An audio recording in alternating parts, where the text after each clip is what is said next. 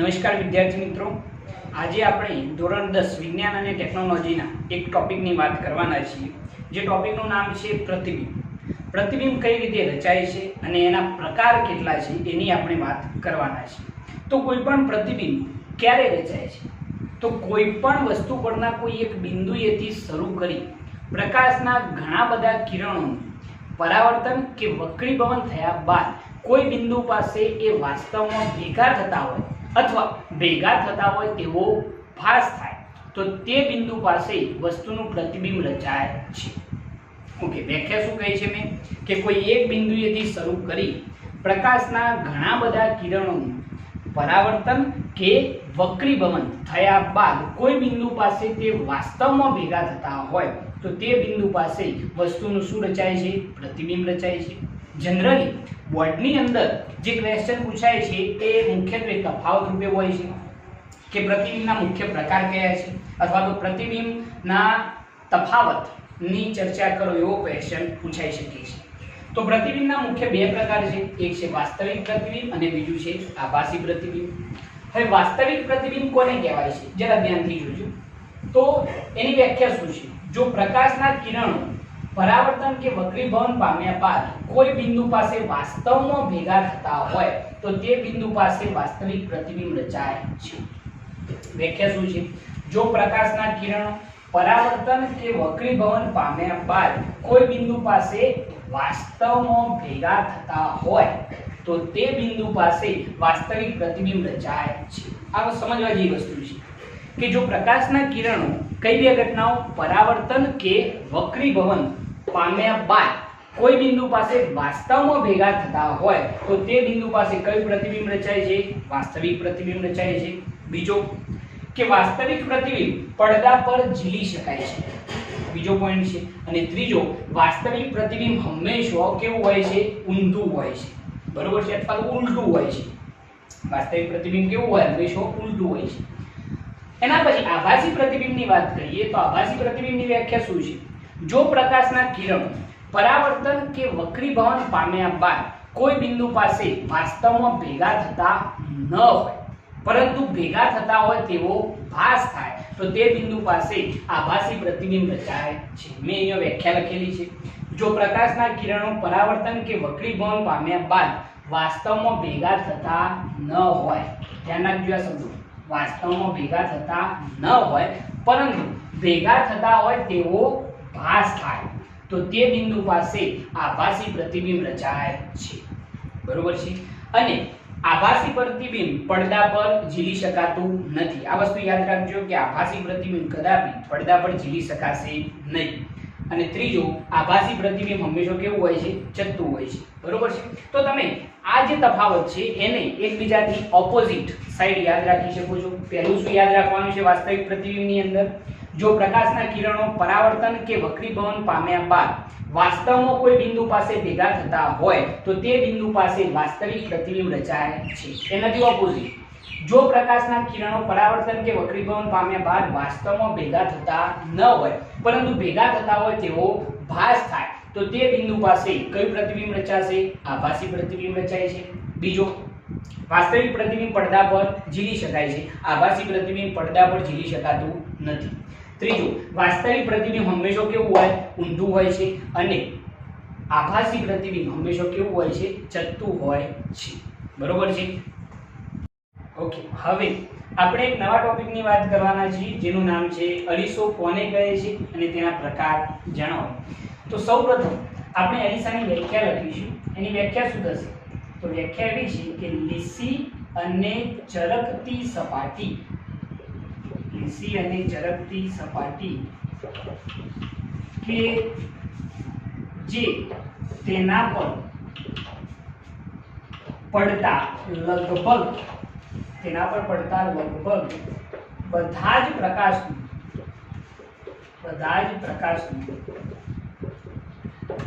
પરાવર્તન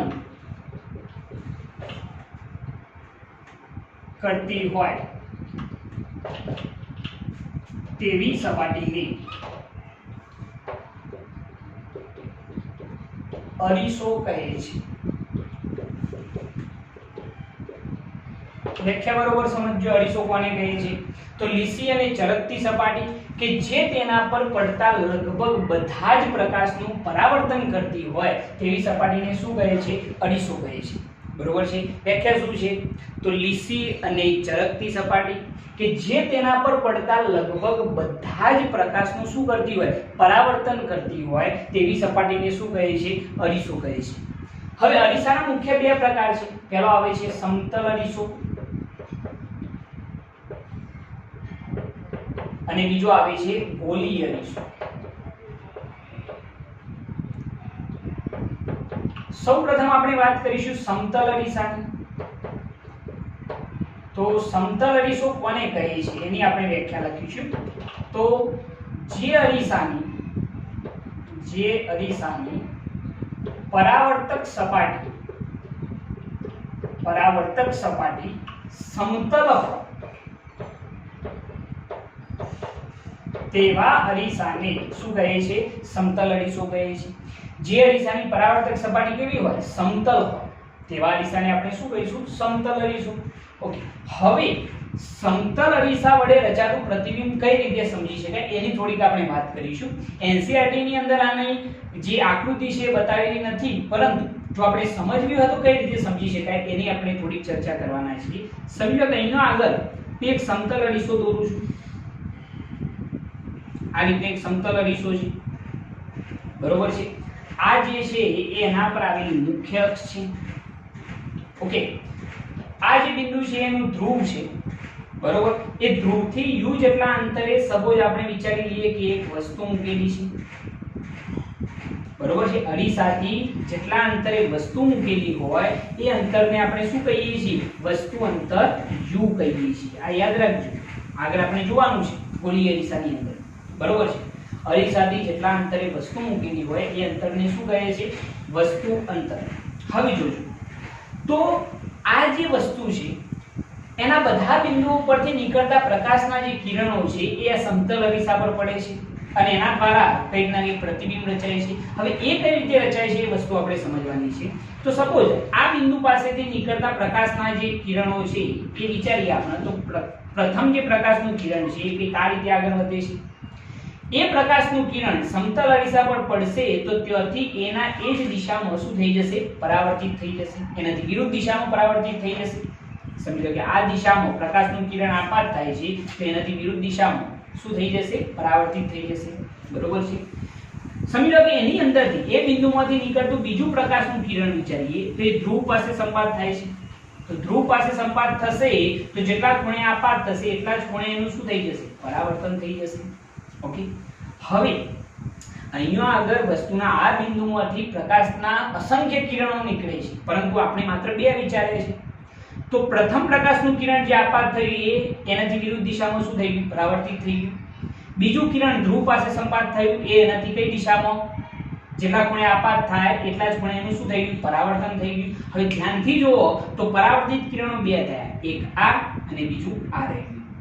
આ બંને પરાવર્તિત કિરણો કોઈ પણ બિંદુ પાસે ભેગા થતા નથી, કારણ કે આ જુઓ આ જાય છે આમ અને એનાથી વિરુદ્ધ દિશામાં આમ ગયું છે અને આ જે છે આમ જાય છે પછી આમ જાય છે. મતલબ કે આ બંને કિરણો જે પરાવર્તિત કિરણો છે એ કદાપી ભેગા થતા નથી, પરંતુ જો એમને પાછળની દિશામાં લંબાવવામાં આવે તો કોઈ બિંદુ પાસે ભેગા થતા હોય તેવો શું થાય છે? ભાસ થાય છે અને એ જ બિંદુ પાસે આ વસ્તુનું શું રચાશે? પ્રતિબિંબ રચાશે. સમજી લો વસ્તુ નામ આપી AB તો અહીંયા આગળ જેનું પ્રતિબિંબ રચાયું છે એને આપણે નામ આપી દઈએ A' B'. ખ્યાલ આવે છે મિત્રો? મેં શું કહ્યું છે? આ વસ્તુમાંથી નીકળતા જે પ્રકાશના કિરણો છે મેં બે કિરણો વિચારેલા છે. પહેલું પ્રકાશનું કિરણ એ પરાવર્તિત થઈને આમ ગયું, બીજું પ્રકાશનું કિરણ ધ્રુવ પાસે એ પરાવર્તિત થઈને આમ જાય છે. આ બંને કિરણો જે પરાવર્તિત કિરણો છે એ કદાપી ભેગા થવાના નથી, પરંતુ જો એને પાછળની દિશામાં લંબાવવામાં આવે તો કોઈ બિંદુ પાસે ભેગા થતા હોય તેવો આપણને શું થાય છે? ભાસ થાય છે. તો અહીંયા આગળ આ વસ્તુનું શું રચાશે? પ્રતિબિંબ રચાશે. બરોબર છે. અરીસાથી જેટલા અંતરે પ્રતિબિંબ રચાય એ અંતરને શું કહે છે? પ્રતિબિંબ અંતર V કહે છે. આ થોડું યાદ રાખજો. કે અરીસાથી જેટલા અંતરે વસ્તુ મૂકેલી હોય એ અંતરને શું કહે છે? વસ્તુ અંતર u, અને અરીસાથી જેટલા અંતરે પ્રતિબિંબ રચાય એ અંતરને શું કહે છે? પ્રતિબિંબ અંતર v. ઓકે, હવે સમતલ અરીસા વડે રચાતા પ્રતિબિંબની લાક્ષણિકતાઓ શું છે?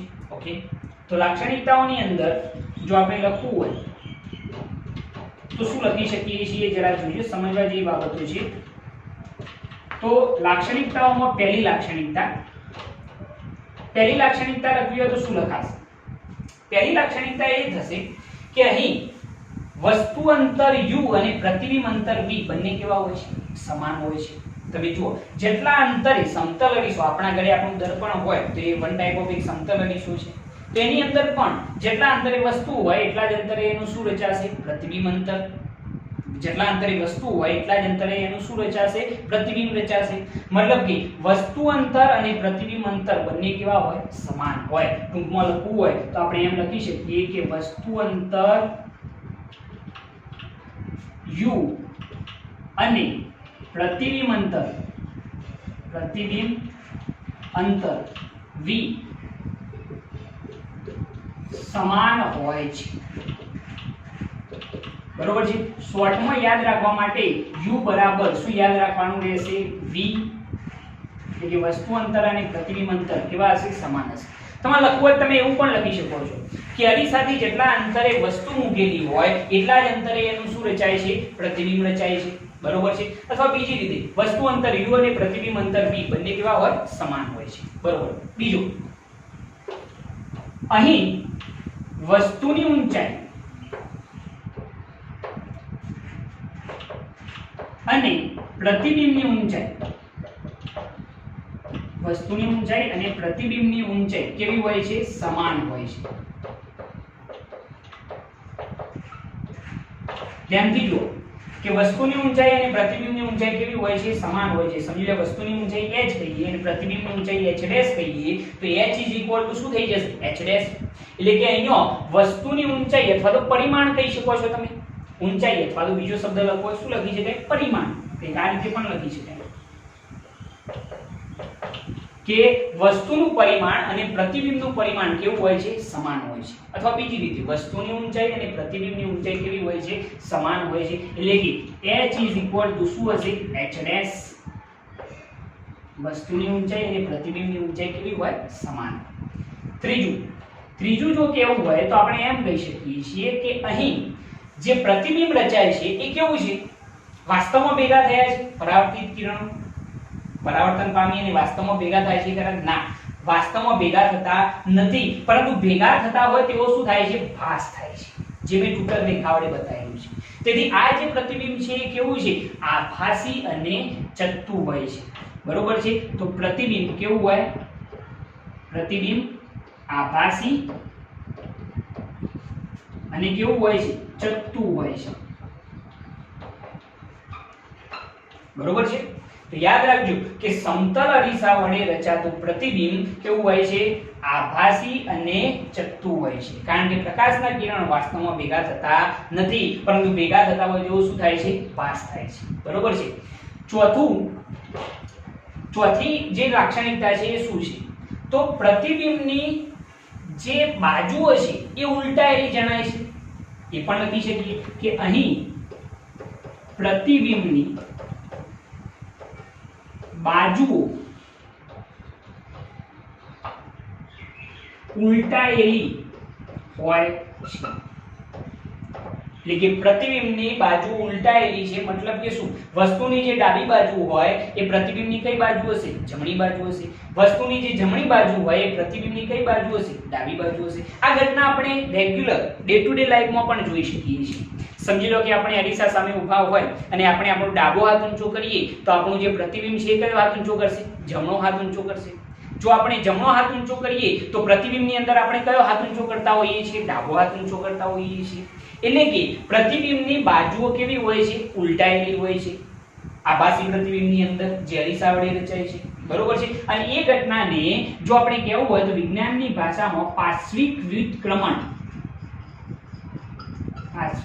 વ્યુત્ક્રમણની ઘટના કહીએ છીએ. જે પ્રતિબિંબની બાજુ ઉલટાયેલી હોય છે કે આપણે ડાબો હાથ ઊંચો કરીએ તો પ્રતિબિંબમાં કયો હાથ ઊંચો થશે? જમણો હાથ.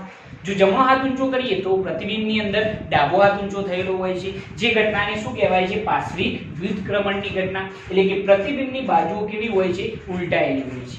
બરોબર છે. તો આ એની લાક્ષણિકતાઓ થઈ ગઈ. લાક્ષણિકતાઓ યાદ રાખવાની છે. બરોબર. સૌપ્રથમ પહેલા તો અરીસો કોને કહે?